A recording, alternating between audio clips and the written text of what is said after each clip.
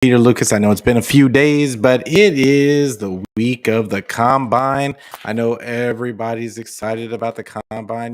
Maybe not so much 49er fans, but because we don't really have a pick right now until the end of the third round.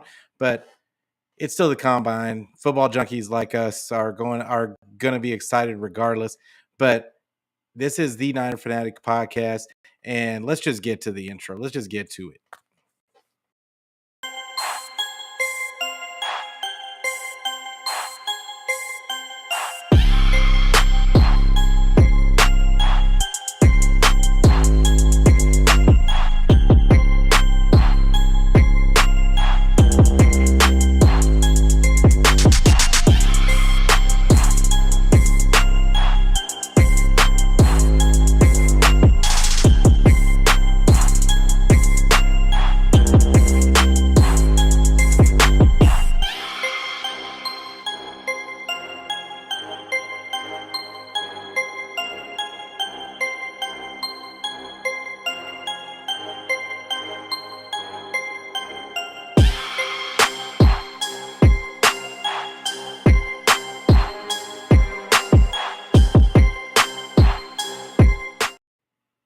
Hey y'all, what's going on? Once again, it is Peter Lucas. This is the Niner Fanatic podcast, and welcome to this Monday.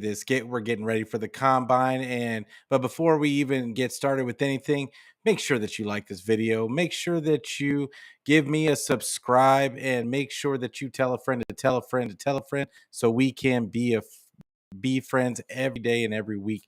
But And also, you can find this on anywhere where you can get your audio podcast. So don't forget about the audio. Give me some 5-star reviews on wherever you get your audio podcast.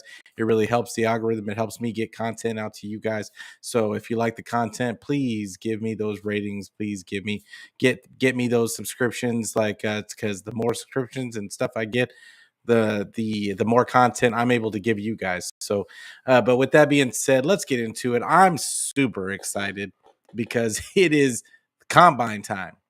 And I heard I think it was Peacock that said it earlier this morning that on Locked On, shout out to Locked On, shout out to Eric Crocker. But it's just, this is my favorite for all of the draft guys and the Madden guys, and like all the guys that are big into the team building aspect of football.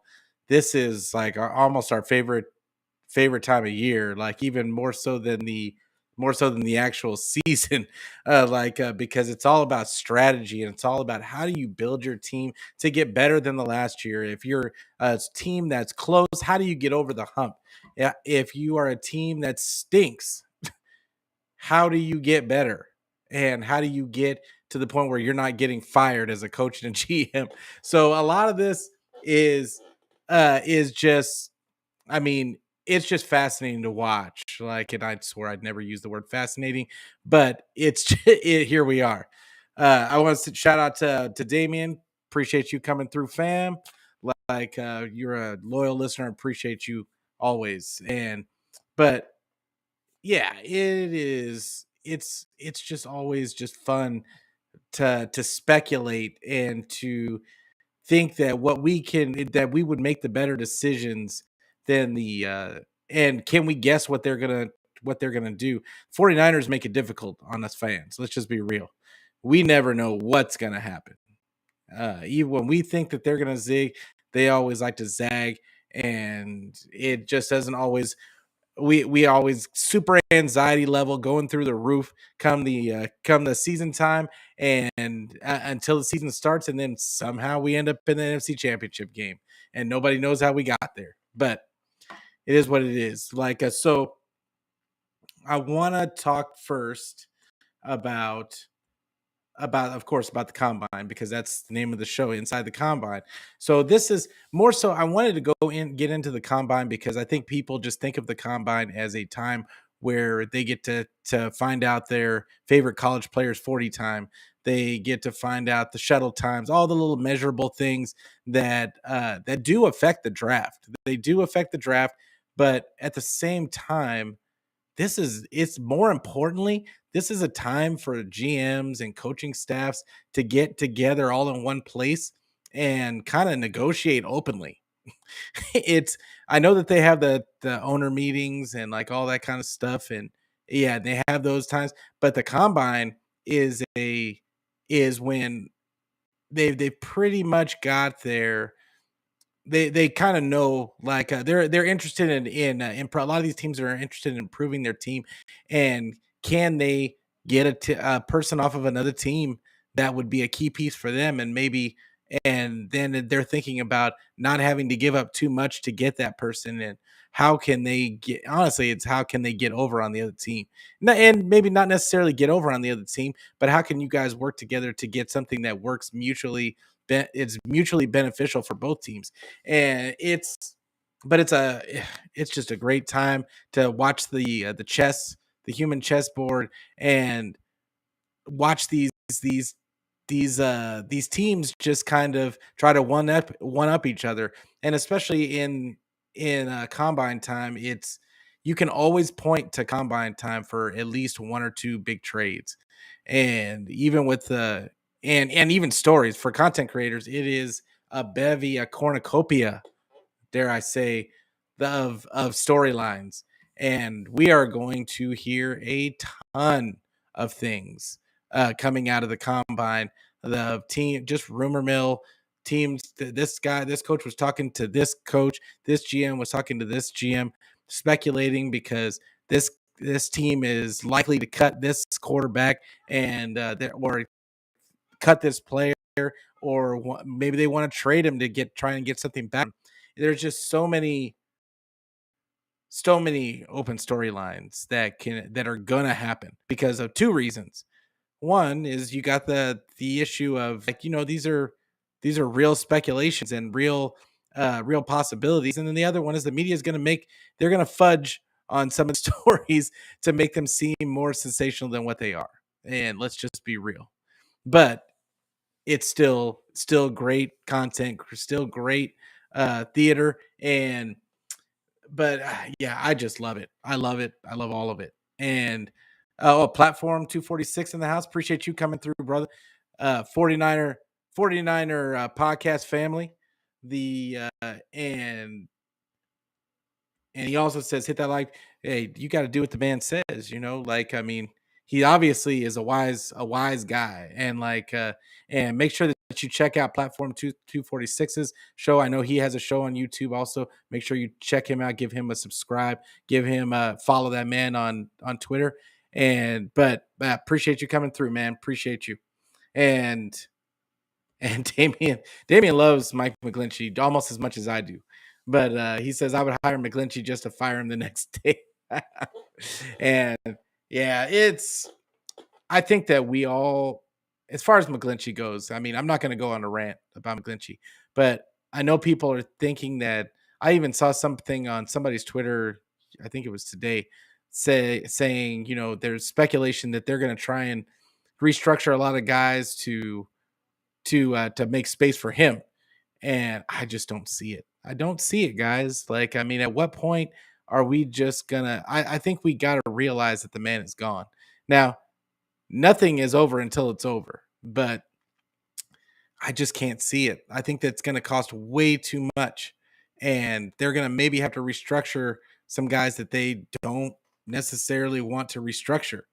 Like so let's just err on the side of caution. Let's just say that we're hoping that that's not going to happen and leave it at that. But it's but after the combine, you know, after the combine is all over, everybody's got their 40 time in, got their shuttle time in, all that good stuff.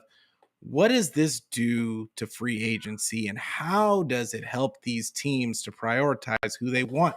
Like, I think that the combine gives them a chance to see these guys in person. Um, they get to talk to them and like interview them and get an idea of where their heads at. And it gives teams a better idea of what do they want to do? Do they want to go and get and just, maybe the guy that they thought they were going to like in the draft, they talk to him and they say, that's probably not going to be a good fit. So maybe I want to just go out and get a professional that's already a guy that's already a professional, and I just want to go and fill that need through free agency. These are the conversations that are gonna have to happen. And I know this is a 49ers uh, podcast, but the reality is all the teams are talking about this right now. They're all having these conversations. They've all got their lists of guys that they want to see during this combine and the ones that they want to talk to at this combine. And they're going to talk. They'll throw some smoke screens. They're going to talk to some people that they don't not even necessarily interested in, but they're going to talk to them to make the other team seem like, think that they're interested. I mean, there's going to be a lot of gamesmanship. So, and I'm here for all of it. But but yeah, after the combine, I think this is going to really cause some teams to go the free agent route that didn't necessarily think they were going to go the free agent route. And then likewise, some teams are going to decide, hey, they may really like a guy that they think they can get in maybe a couple of later rounds, and or even early on position to get that guy early on, and they may just decide, hey, we're not going to go free agent, we're just going to go all in on this youngster. And not only could he be a linchpin for the future, but he can also save us a whole ton of money from being on a rookie deal. so so there's all kinds of different things that are going to be talked about, different things that are going to be looked at by these teams. So there's just so many different angles to it. And that's what makes the combine so important. It's not just the 40 time. It's not just all the height, weight, and all the other stuff. These are all things that are going to play into how these teams view their open spots on their roster. So uh, I look at um, I look at the 49ers when it comes to this, and they've got, do they want to try and trade? They may decide that they want to trade up a little bit and get and sacrifice future assets for a guy. Like if they really decide they want to go after a guy, and because they've got so many third round picks this year and next year, they can still do that. They can still move up, and it's going to be really interesting. It's going to be really interesting because last year we all thought that they were going to move up and move around in the draft, and they stayed pat. They used all them picks, and they turned them into good pieces. I mean, for the most, I don't think that there was necessarily a bust in any of the picks that they made last year. I mean, now we don't know what Nick Zakelj is, and we don't know what Kalia Davis is, but you can't be a bust in the 6th round. So, and Nick Zakelj, same thing. Like later, he came later on in the draft. I don't think that you can consider him a bust, even if he doesn't pan out. But I don't think Drake Jackson is a bust at all. Like and I don't think I think he's flashed. Sam Womack, I think that was a steal. I think that uh who was there was another guy, Spencer Burford, that was a steal.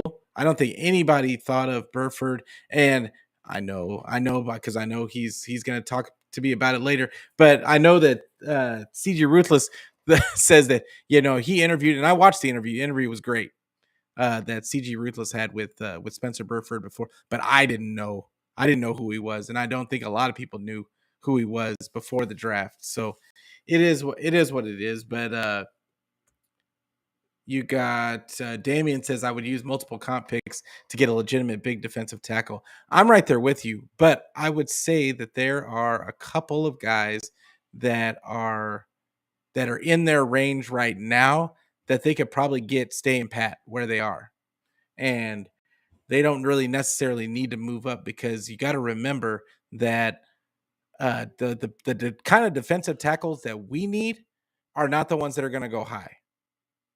The ones that we need are going to be those 0 and 1 techniques, those run stuffers that can develop into some rush moves like a DJ Jones.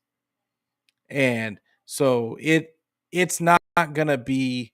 I don't think that we necessarily need to move up for a defensive tackle. There's a few guys that are going to be in those later rounds that can that can be a factor. And honestly, we don't know what Kalia Davis is yet. So let's and I'm sure that we're going to see some people in the combine. I'm sure that we're going to hear about these guys because as the combine days go go by, guess what it's going to do to all the mock drafts? They're going to go all over the place. Everybody's going to be it's going to change the algorithm, and then guys are going to go earlier than we thought they were going to go, and then that's going to force some other guys down, which I'm hoping is what happens for the offensive line as far as the offensive line goes.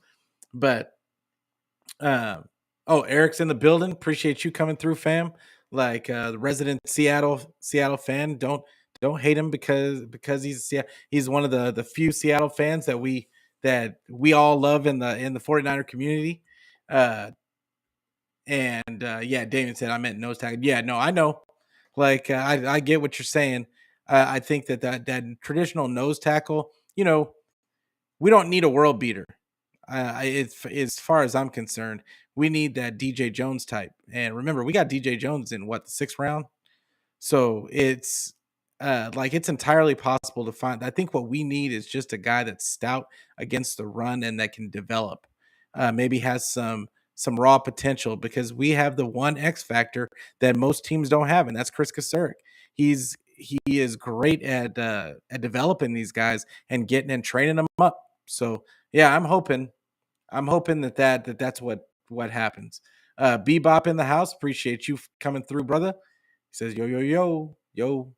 But appreciate you coming through, man. And Damien says, since Kinlaw is good at bullying little people like Grant Cohn, he should get a job at elementary school controlling kids. Hey, that would be the scariest preschool teacher you have ever met in your life. I mean, think about how small you are as a child and seeing this gargantuan male with the squirrel. I'm not even going to take it there, but yeah, this man took a picture with a squirrel hanging from his mouth. Like that would keep me up at night as a child. But yeah, it's going to be a very interesting combine. It always is. And I think the more we get as content creators get involved with the combine and with all these off-season activities, the more storylines just present themselves. And we're going to be having buku stuff to talk about for the foreseeable future. But I want to talk a little about the restructures because I see a lot of people out there talking about we should restructure this guy, we shouldn't restructure that guy. The reality is restructures are really for your guys that are in their prime, the guys that have proven that they're around for the long haul, and that's why you see a lot of QBs get restructured.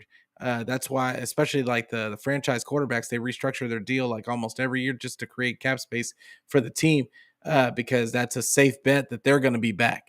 So you want those guys that are going to be back because literally speaking, you're just kicking the can. I mean, it's such a tired reference at this point, but you're kicking the can, the cost down the road, and to another year, and you're making you're going to be paying. I think we're still paying D Ford right now, so that it's just an aspect, a way for guys to teams to save, to kind of make space for other guys. But I would say that when we're talking about the 49ers per se, you've got a few guys on the roster that on out there right now that I could see them restructuring. Like but anybody hitting 30 years old, like and somebody with an injury history, I would not. I would not restructure. And I think that they have to be kind of choosy with what they do. Trent Williams getting up there in age.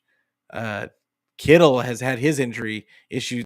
Now he was this last season was probably one of his healthier seasons, and I can't really put a finger on why that would have been. But I mean, I think they used him more as a weapon, and I think that actually kept him a little healthier than normal.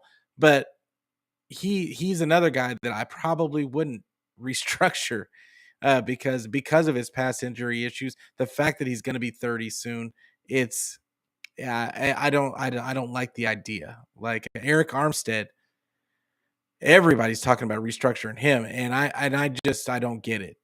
I don't get it. I think that that's something that you got to save for those guys like Warner. Shavarius Ward just started his deal. Like he's young. You're young players that are linchpins that are gonna be here. That are gonna be here. Um, yeah, I would say Warner. You've got Shavarius Ward. Um, you got. I mean, well, Nick Bosa is about to get extended, so like that's gonna free up a whole bunch of space. I mean, they've got some pieces. Like I mean, uh they just paid Greenlaw. Like, I mean, I'd have to look at it, but he might even free you up some space. So you just got to think about some of those things. Uh, Bebop says Kinlaw looks scary but soft at the end of the day. Yeah, I tend to agree with you guys. Like, I think that whole situation with Grant was a little bush league in my opinion. Like, I mean, he's like 3 times Grant's size, if not 4 times. And what did you gain from that? Grant's just paid to report. Like, and I mean, he's just giving his opinion, and you're taking it personal. So, I mean, you're giving him more. You're actually helping Grant when you do that. So, if you were trying to do anything against him, so I just don't see the point, but it is what it is. Like that whole situation is over now, right? So, but I mean, back to the combine. The as far as the restructures go, like I said, I think that they can free up a whole bunch of space just off of the guys I just mentioned, the Warners and various wars, and then when they redo Nick Bosa's deal, that's going to free up a whole bunch of space. So I think that this is going there. I think that the 49ers are going to be able to re-sign their key guys as well as uh as well as a couple of free agents. I don't think they're going to break the bank as far as the free agents go. I think that they may bring in one guy, but I don't think that it's going to be a big splash. I think that they might bring in one significant, like a starter level player. I don't know where it's going to be at, but I think they might bring in one, and they might bring in two. But I think it's going to be two at the most, and I don't think it's going to be as splashy as people want because the 49ers don't do that, and it's from time to time. I mean, I think everybody was surprised by the CMC thing, but yeah, I don't think it's going to be splashy. So but the restructures, yeah, you just got to have common sense. You got to have common sense. Don't go out of your comfort zone, 49ers, by trying to copy what the Rams and these other teams and the Saints do. And they kept doing that to the point to where they were 100 million over the cap because they were just so interested in going all in with these guys. And now look at the Rams. Like, I mean, is that what you want? You want to be you want to somehow let's say that they don't win and then you still end up having to let go of key players and you end up back at the bottom just because you were so intent on spending that money. Like I just don't I don't think that that's a good plan. I think the 49ers have the right plan. They're right there. They're just the quarterback away. And I think that is the way the 49er fans have to look at it. But the last thing I'm going to talk about before we get out of here is so I saw a lot of things today about quarterbacks, about backup quarterbacks. And I think people have to realize that we have to remember that that this is going to be a third stringer. They might like depending on what happened with Purdy, depending on what happens with that surgery, the guy he might have to be a backup. But I think that this is going to be Trey's team. This guy's is going to be a third stringer at the end of the day. And could things happen to where they have to play? Yes. But I don't think that the 49ers are going to spend a whole bunch of money on a backup quarterback, on the guy that's probably going to be third string. I don't see it. Like I really, really, really, really like the Matt Ryan idea that Peacock and Eric Crocker were talking about. I am fully all in on that idea because this is a man, Matt Ryan. No, is he the Matt Ryan of old? No, obviously not. But would he be in a system that he recognizes? Yes. Could he help the Brock Purdy's and the Trey Lance? More importantly, could he help those guys understand the reads and have more confidence in their reads? Help them along with Brian Greasy, who has done a masterful job with these guys. I don't think we got a chance to see what Brian Greasy's uh, effect was going to be on Trey. I think that this is the season that we're going to see it. And and if that's the case, and then you've got Matt Ryan helping him also, just helping him along with his reads, helping him along with his timing, and working on him with it. Even he could even help him being a veteran presence, helping him with his footwork, like all that kind of stuff. Uh, those are the things that a vet could bring, and a guy that's been in Shanahan's system, like knowing already where those guys need to be. I mean, of course, they'd probably change the verbiage up, but at the same time, I think that is the best case scenario because we're not wanting to bring a guy in that is gonna. We don't want him to start. Whoever the 49ers bring in, they don't want him to end up having to start. This is a guy that's just like in case of emergency, break the glass. But I don't want him starting. I don't know about y'all, but I want Trey to get in there, get his reps, uh, prove that he's got what it takes to be our starter going forward. So this guy needs to come in with a thought process of being a mentor and being a person that can just an extension of the coaching staff. That's really it. So I think Matt Ryan is my prime candidate. I have no problem. My number two behind him, and people are going to think that this is kind of a way far departure. But I mean, in reality speaking, Matt Ryan is the only one that I feel like could be an actual mentor to Trey and Brock. Like as far as this system goes, he's the only guy really out there that could fill that role. People are looking at Marcus Mariota, and thinking that that's about no, absolutely not. That guy's terrible. I don't care what anybody says. Marcus Mariota is terrible. I don't agree with anybody that says that he's okay. He's not okay. He is not a good thrower of the football. And when I say not good thrower of the football, his reads are terrible. Like and I think that he's a guy that could possibly struggle in picking up Shanahan's offense, even though it's supposed to be quarterback friendly. I think that he might struggle because he really wants to be a running back, but he's going to get hurt. So it is what it is. But Sam Darnold is my number two, and I said Sam Darnold, and before anybody says anything, like this is the thing, I said Sam Darnold last week. I said Matt Ryan last week. I'm just bringing them up again because we're still talking about the backup quarterback spot. But this is not something that I heard on the other shows. This is something that I've been talking about for a minute, and I think Sam Darnold is a good fit just because he's 25.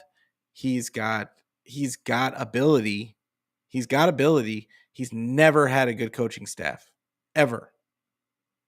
Never. He's never had a good coaching staff. He's never had uh, an offensive line, even something resembling an offensive line. He's never had that.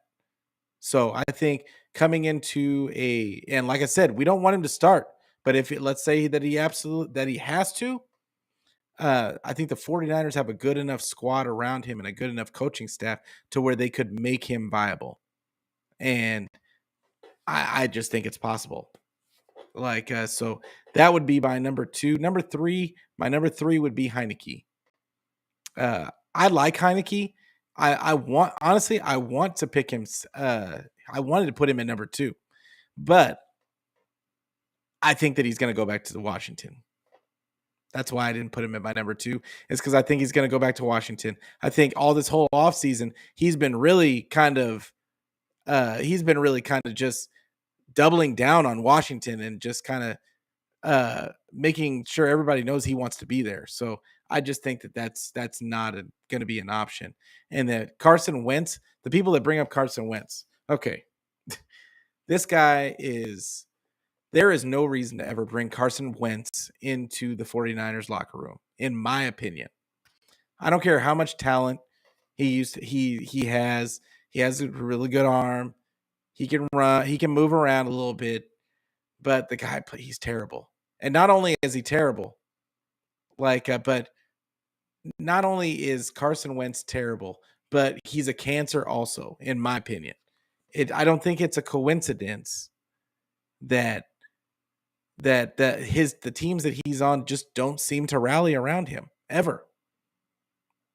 And they almost all rally around his backup. And I just think that's weird. I don't think that that's something you want to bring into your locker room. That's my personal opinion. I don't know the man. He might be a really nice guy. I might be completely off on that, but I'm telling you from what I see is the facts that you saw what happened in Washington. Heineke started when he started games, the whole team started rallying around that kid. When he was in Philly, same thing.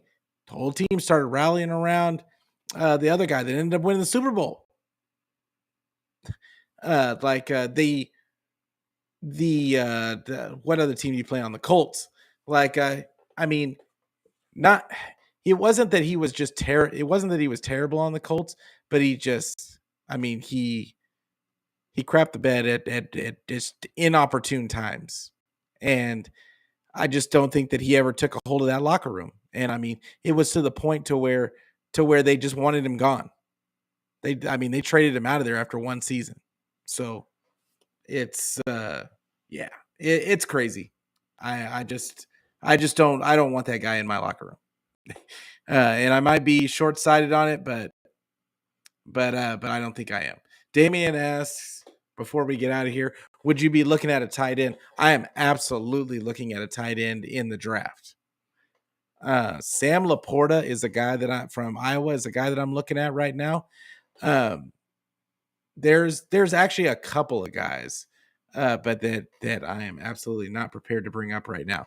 But Sam Laporta is a guy that's almost a carbon copy in my mind of Kittle, and they almost think of him in a similar fashion. So I would look out for Sam Laporta. He's probably going to end up going much higher than us, and we would have to move up to get him, which probably means we're not going to get him. But there's some other tight ends in this draft that are going to be available that are actually pretty decent and are good blockers. There's a lot of good blockers in this one. So, but with that being said, I'm going to get out of here. This is the Monday episode, first episode. We're trying to keep the shows short so I can bring you more shows. But once again, enjoy combine time. Enjoy all the new storylines that are about to hit starting tomorrow, because it's coming. It's about to be an avalanche of content. So make sure you guys like the video. Make sure that you give me a subscribe. Make sure that you tell a friend to tell a friend, that so that we can be friends every week. We're trying to build this community. I appreciate all the guys in the chat that came through. Bebop, Damien, Platform 246, did I say Bebop? I think I'm going to say Bebop again. And all my people out there, like 49er Podcast with Beto, everybody, appreciate all you guys for supporting. The channel is growing. We just want to bring more people to the family. That's all it comes down to. But you can see this on YouTube. You can see it on Twitter. You can watch on Facebook, as well as listen to, if you don't feel like looking at this face, then you can always hear it on anywhere where you can get your audio podcast. Don't forget to give me a 5-star rating on that so we can affect that algorithm. And once again, Like, I will see y'all tomorrow. But before we get out of here, we always got to leave y'all with the go Niners.